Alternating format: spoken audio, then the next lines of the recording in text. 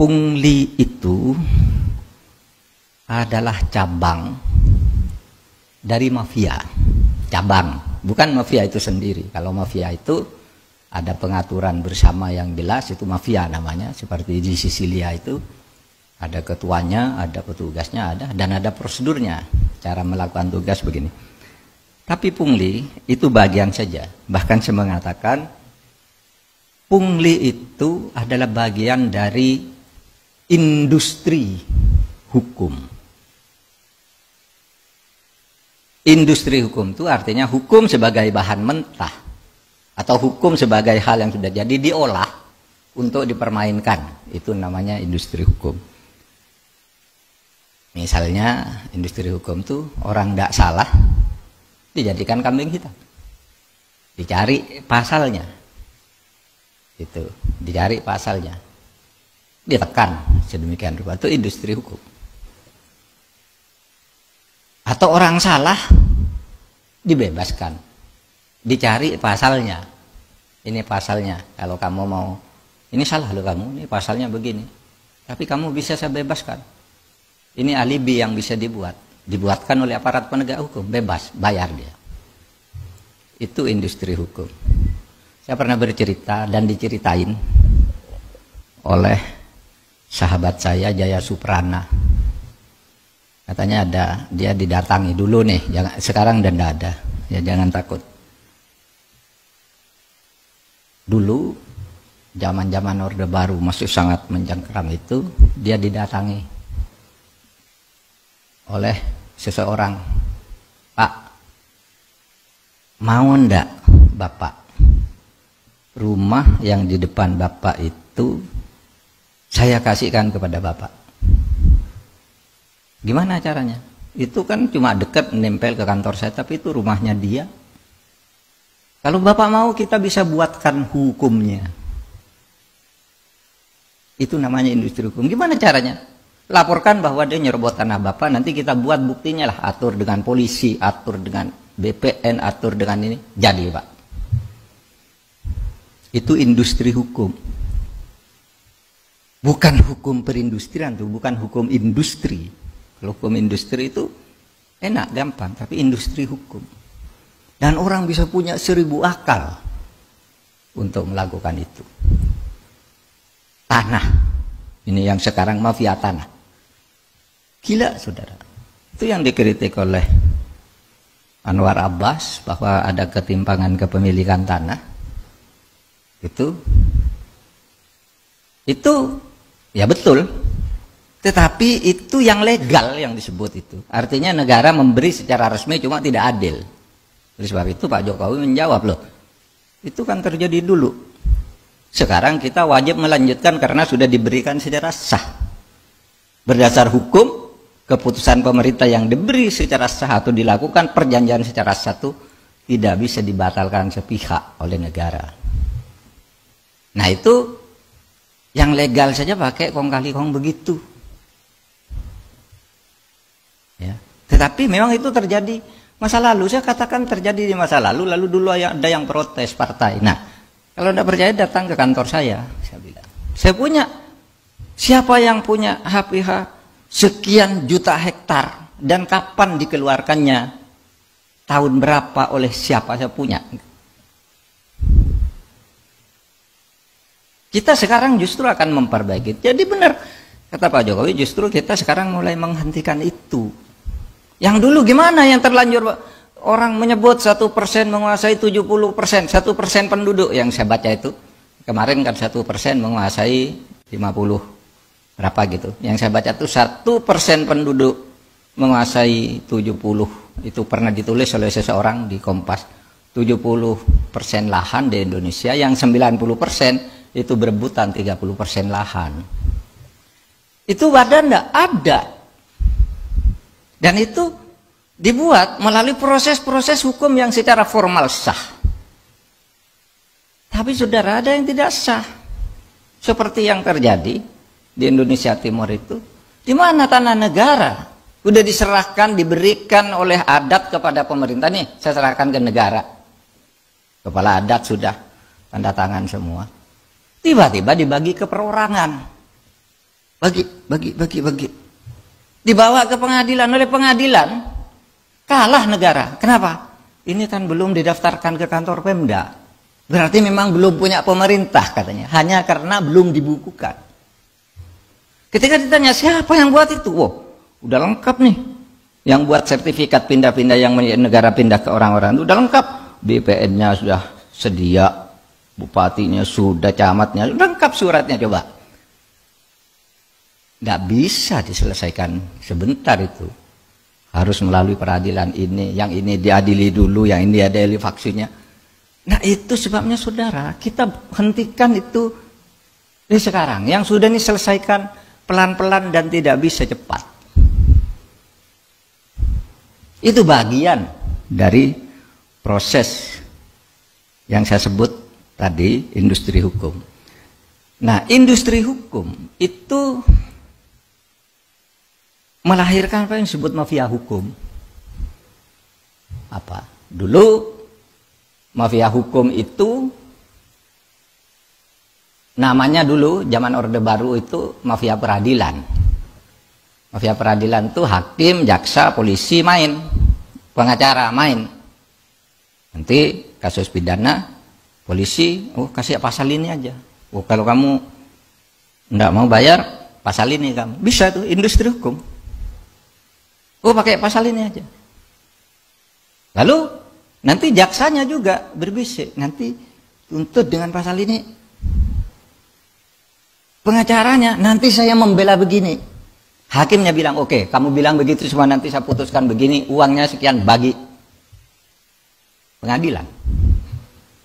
Mafia pengadilan dulu permainannya bermain-main dengan hukum, mengindustrikan hukum di pengadilan.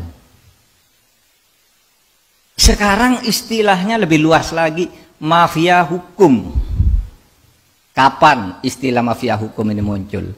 Istilah mafia hukum ini muncul ketika Presiden SBY secara resmi mengatakan saya tidak pakai istilah mafia pengadilan karena itu hanya di pengadilan. Padahal di luar pengadilan banyak nih hukum-hukum orang main. Ketika membentuk undang-undang bayar, itu mafia hukum juga. Sehingga banyak undang-undang yang dibatalkan oleh Mahkamah Konstitusi karena dulu mafia. Pelayanan birokrasi itu tidak pengadilan, yang pungli-pungli itu yang kita bicarakan nih, saudara. Itu banyak. Nah, saudara, itu kesalahan kita. Sehingga jangan campur aduk, gitu. Kok ini pemerintah ini kok tolol, kok baru, nyala kok banyaknya begini lah, itu tumpukan dari masa lalu, Bung. Tumpukan dari masa lalu. Sama ketika saya bilang BLBI, ayo kita kejar sekarang. Wah, pemerintah ini tolol kok baru sekarang. Loh, saya kan baru jadi menteri, saya bilang dulu mana tahu saya yang begitu. Sekarang saya kejar, saya bilang. Itu kan tumpukan dulu. Dan itu dulu sebenarnya udah benar. Pemerintahnya sudah dibawa ke DPR, pengadilannya sudah begitu. Sekarang tinggal nagih. Ya tagih sekarang. Mau perkara ya perkara saja gitu.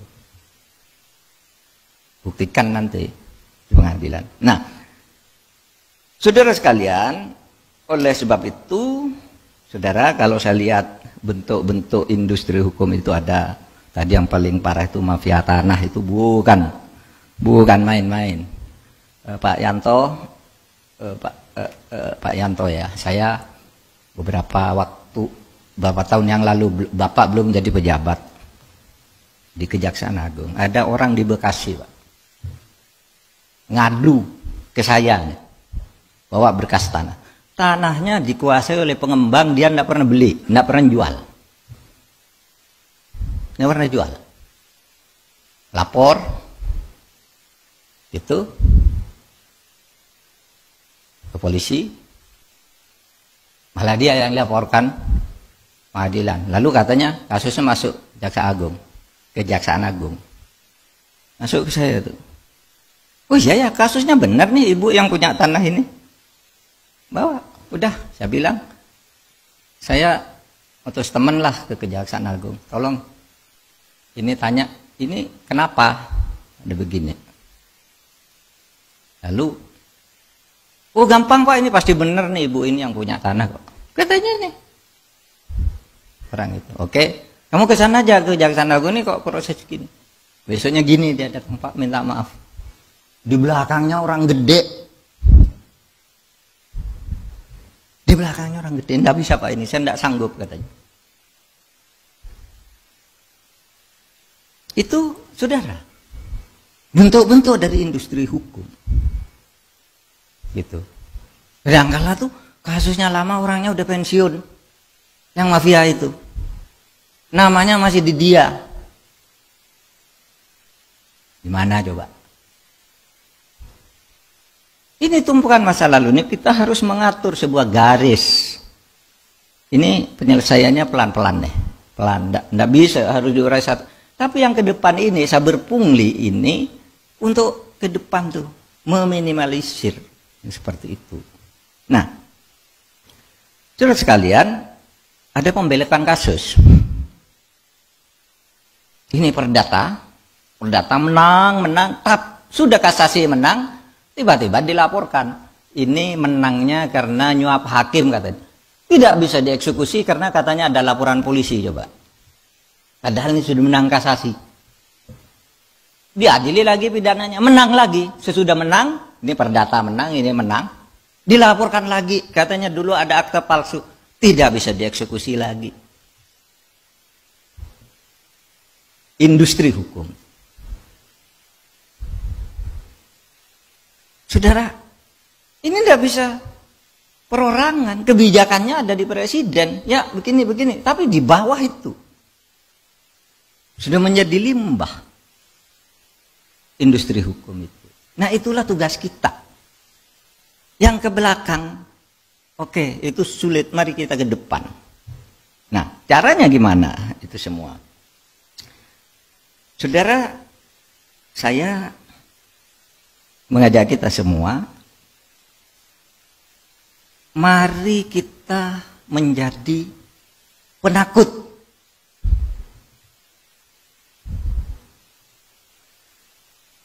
Ada orang tanya begini, Pak Mahfud, Anda kok berani sekali nyebut ini, nyebut itu? Saya bilang karena saya penakut.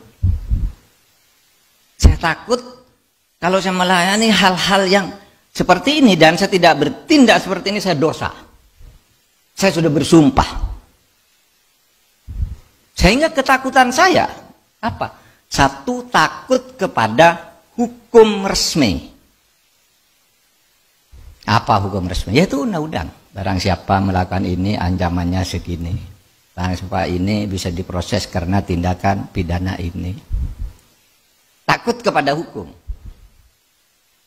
Karena apa? Setiap hal yang sudah menjadi tindakan kriminal menurut hukum itu bisa ditindak secara hukum. Satu, takut kepada hukum. Tapi takut kepada hukum tidak cukup.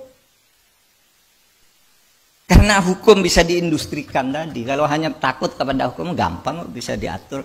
Pakai pasal ini aja lah selesai ini. Atau hubungi Pak itu selesai ini. Itu kan yang beriskan di sana kan dulu anak buahnya datangnya aja telepon. Industri. Carikan pasal agar bebas. Carikan pasal agar yang itu yang masuk. Itu industri. Industri hukum. Gitu. Maka saya katakan tidak cukup takut pada hukum. Tapi takutlah pada sanksi moral. Takutlah pada sanksi otonom. Kalau sanksi hukum tuh sanksi heteronom namanya. Polisi sama Pak Agung tangkap itu heteronom. Tidak boleh dilawan, nangkap. Kasih Pak Yanto Amir, ajukan ke pengadilan. Hakim menyatakan kamu dihukum 4 tahun, tak. Itu heteronom. Negara yang menghukum. Tapi ada perbuatan banyak itu yang tidak bisa dijangkau oleh Pak Agung sama Pak Yanto. Tidak bisa. Polisi tidak bisa. Pengadilan tidak bisa. Banyak. Nah disitulah kemudian kita berpancasila itu harus melihat Pancasila itu sebagai bangunan besar. Pancasila, dasar ideologi negara itu melahirkan hukum hanya dari satu aspek. Nih, Pancasila itu kan fungsinya banyak ya. Satu, sebagai dasar negara. Ini melahirkan hukum nih. Undang-undang dasar itu, dasar negara itu melahirkan hukum yang mengikat. Dipaksakan. Melahirkan undang-undang dasar, undang-undang, perpu, per PP, perpres, perda, perprov, perkap, perkot, sampai ke desa itu Pancasila hukum. Tapi ini Pancasila yang tidak hukum kan banyak nih. Moral misalnya. Ya. Yang belum ada hukumnya dari ajaran Pancasila itu misalnya. Di dalam Pancasila itu ajarannya setiap manusia Indonesia percaya kepada Tuhan Yang Maha Esa. Itu Pancasila. Tetapi itu kan belum ada hukumnya. Barang siapa tidak bertuhan, dihukum, tidak ada. Oleh sebab itu orang mengaku ateis tidak bisa dihukum di Indonesia. Kenapa? Belum ada hukumnya, itu baru nilai Pancasila yang non hukum, itu moral. Maka Pancasila itu punya fungsi sebagai dasar negara, sebagai ideologi negara, sebagai sumber dari segala sumber hukum, sebagai moral bangsa, sebagai kepribadian dan budaya bangsa, sebagai arah dan tujuan bangsa, sebagai pemersatu bangsa, sebagai pedoman tingkah laku bangsa. Itu tidak ada hukumnya. Yang ada hukumnya baru sedikit. Nah, yang tidak ada hukumnya ini sanksinya sanksi otonom. Apa sanksi otonom itu? Kalau orang beragama, dosa. Saya masuk neraka. Kalau orang berbudaya, malu saya melakukan itu. Kalau orang agak percaya pada Tuhan Yang Maha Esa tanpa dikaitkan dengan agama tertentu, saya takut kena karma. Karena banyak orang yang bebas dari hukum itu, tiba-tiba karmanya terjadi. Saya pernah cerita, hakim punya uang 149 miliar. Dari dana konsinyasi kan dulu, dana konsinyasi dulu kan dilaporkan. Masuk dia. Tapi dia tidak berani masukkan ke daftar kekayaan, dititip ke temannya nih. Pak Agung titip nih uang ya. Ini punya saya ya, tapi kamu buat rekeningnya agar saya tidak ketahuan. Begitu pensiun, Pak Agung lari. Mau lapor ke siapa? Mau lapor, kamu kok laporkan itu berarti kamu dulu korupsi, tangkap dia. Iya kan? Karma. Ada lagi yang istrinya bawa uangnya selingkuh dengan bawahan suaminya yang korupsi itu. Nggak berani lapor lagi. Itu namanya hukuman otonom. Bahkan nggak ada yang mengatakan ada orang tabrak mobil jedet gitu. Nah itu kalau korupsi katanya. Padahal itu belum tentu dan mungkin tidak ada hubungan. Tapi masyarakat menghukum begitu. Rasain lu. Seseorang yang berlaku korupsi membuat industri-industri hukum itu meskipun bebas dari hukum tapi tidak takut pada hukuman otonom. Maka dia akan mendapat neraka. Bukan di akhirat neraka itu bagi saya. Neraka itu bisa di dunia juga. Selalu takut, malu, tertekan, disandra oleh bodyguard. Karena apa? Dia sudah keluar. Takut kan nyewa orang, bayar terus, diperas terus. Kalau enggak, saya bongkar kamu. Nah, hidupnya enggak ada gunanya akhirnya. Seperti ini tadi, yang hakim itu tadi, yang punya uang 149 miliar. Akhirnya apa, saudara? Sakit. Tiap hari enggak bisa pergi, enggak bisa jalan. Sakit. Karena sakit terus, mungkin istrinya 2 bulan, 3 bulan tuh ngerawat. Sesudah itu kan bosen juga, jadi ditinggal di rumah nonton TV. Istrinya pergi sama anak-anak. Itu hakim hebat. Nonton TV gitu. Penyakitnya apa? Ini kalau mau tidur suntik dulu. Tap. Kalau bangun untuk bisa duduk suntik lagi. Uangnya banyak. Dibawa oleh temannya. Istrinya lari. Karma. Oleh sebab itu saudara, menghayati Pancasila itu jangan hanya takut pada hukumnya. Takut juga pada sanksi-sanksi yang bersumber dari kearifan budaya bangsa kita. bahwa kita orang beragama. Kita orang tahu bahwa ada balasan terhadap orang yang bersalah. Itu, saudara, itu hati-hati, saudara. Saya ya bukan ingin apa ya, ketika saya hati-hati itu bukan sombong, bukan sok gitu. Saya betul-betul hati-hati kepada Pak Asesmen ketika datang, dia bilang, Pak, saya tidak minta dicarikan uang. Itu kan sering tuh pejabat eselon 1 nyetor ke atasannya tuh, carikan dari anggaran sekian persen, itu bukan rahasia deh, udah banyak masuk penjara. Saya bilang Pak Asesmen ketika pertama, Pak, saya menteri di sini, saya bisa cari uang sendiri. Jangan coba-coba ada pejabat menyediakan uang saya.